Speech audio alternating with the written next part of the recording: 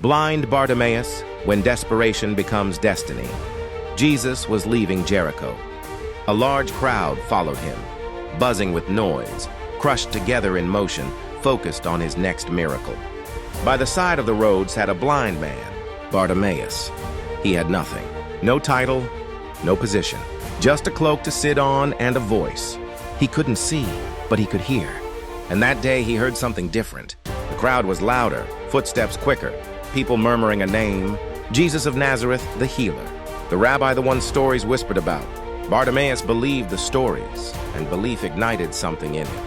He shouted, "Jesus, Son of David, have mercy on me." The crowd turned on him.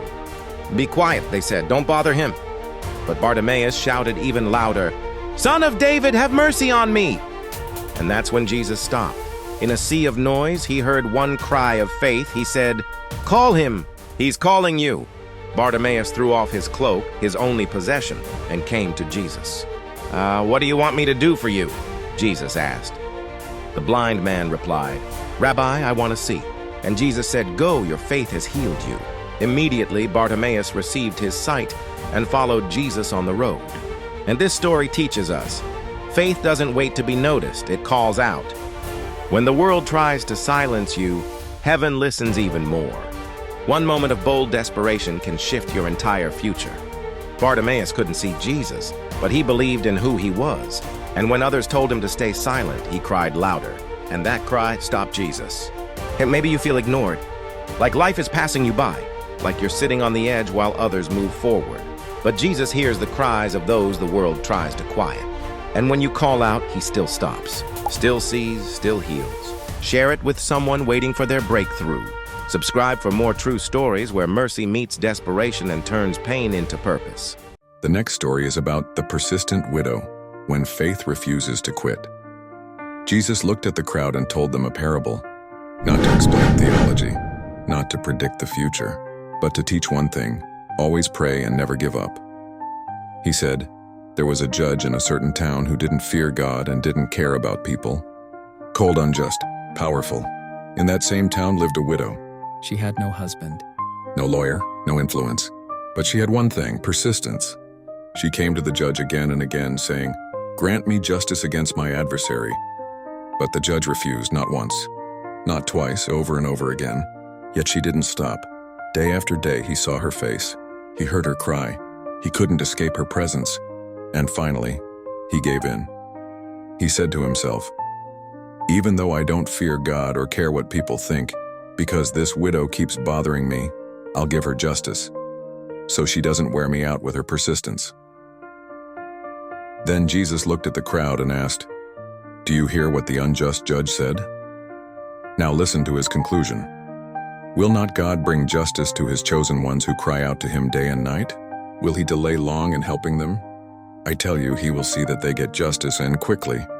Then he paused and asked, "But when the Son of Man comes, will he find faith on the earth?" This story teaches us, God is not like the unjust judge. He is good, just, and attentive. If persistence works even on someone cold and corrupt, how much more will it move the heart of a loving Father? Faith isn't proven by how loud we cry, but by how long we keep coming. The widow didn't have a voice in society, but she used the voice she had and never stopped.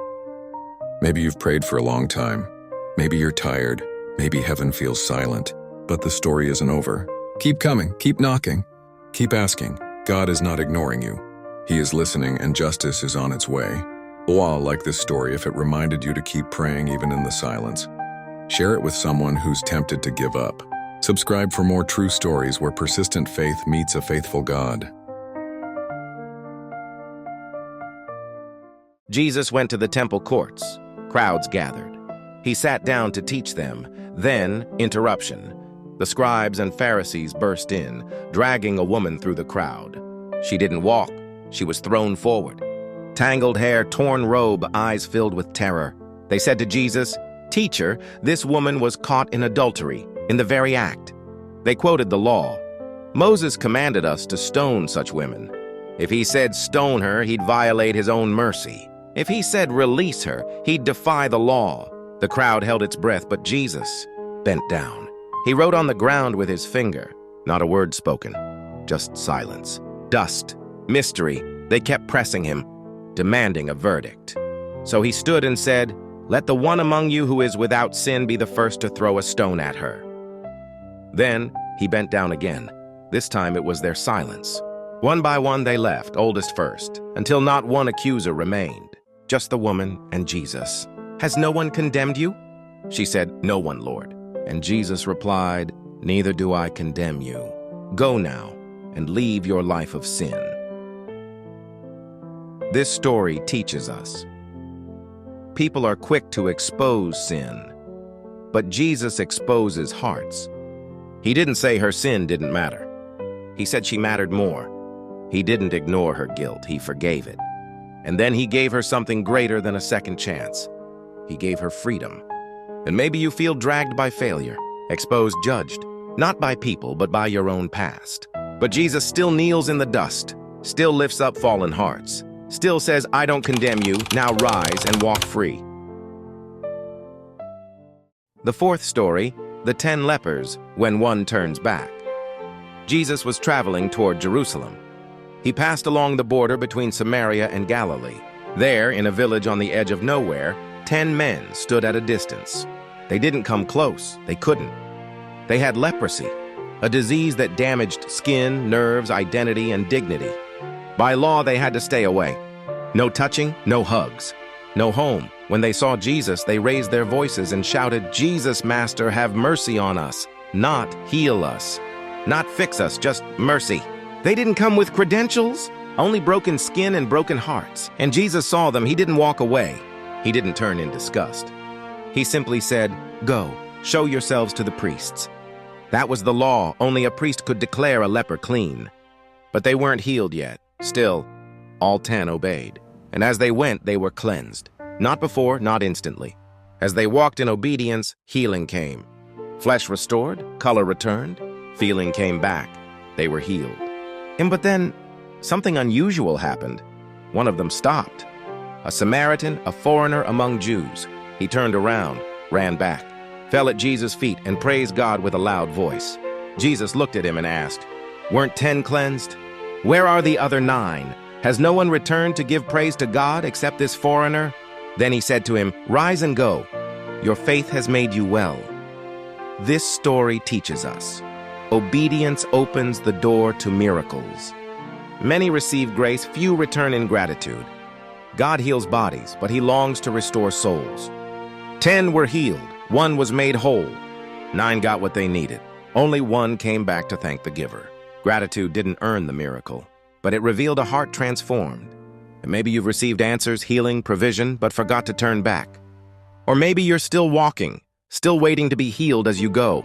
Wherever you are, remember this. Jesus hears cries for mercy, and he honors the one who returns in worship. I like this story if you've ever been shown mercy you didn't deserve. Share it with someone learning to walk in faith. Subscribe for more true stories that remind us. It's not just about receiving grace, but remembering to come back and say, "Thank you." The fifth story, tears when prayer changes the sentence. The room was silent. Hezekiah, king of Judah, lay on his bed, sick and growing weaker by the hour. A once strong leader now facing the one battle he couldn't command, death. Then the prophet Isaiah arrived, not with comfort, not with healing, but with a sentence. This is what the Lord says, "Put your house in order, for you are going to die. You will not recover." And just like that, his future closed. Isaiah turned to leave. The king turned to the wall. No audience, no crown, just a man and his tears. He wept bitterly and prayed, "Lord, remember how I have walked before you faithfully and with wholehearted devotion, and have done what is good in your sight." That was it, not loud, not long, just honest. But before Isaiah had left the courtyard, God spoke again, "Go back." The prophet returned to the king's chamber with a new message. "This is what the Lord says, I have heard your prayer. I have seen your tears. I will heal you.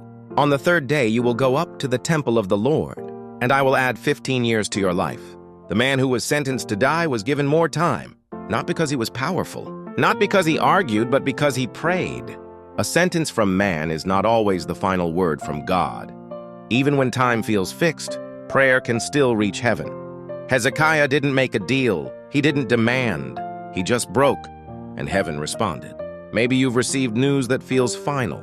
Maybe you feel like time is running out, that the page is closing. But if God still listens, then your prayer still matters. Even facing the wall. Like this story, if you believe prayer can still rewrite outcomes.